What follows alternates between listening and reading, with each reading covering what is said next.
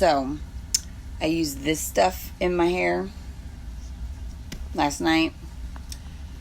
And girl, my hair is fried chicken fried.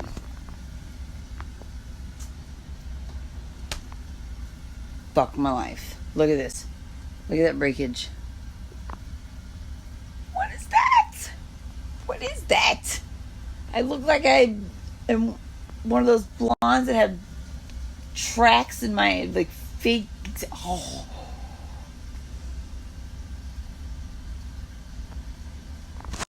It's going down. Already started a little bit. I had to pull Brooklyn in. Team us. Make sure this doesn't look too bad.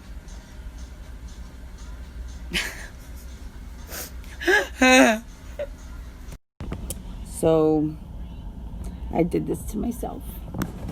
I went ahead and went through with it and cut my fuck. So, here's the end result before I chop it all the fuck off. I hate it. I hate my fucking hair.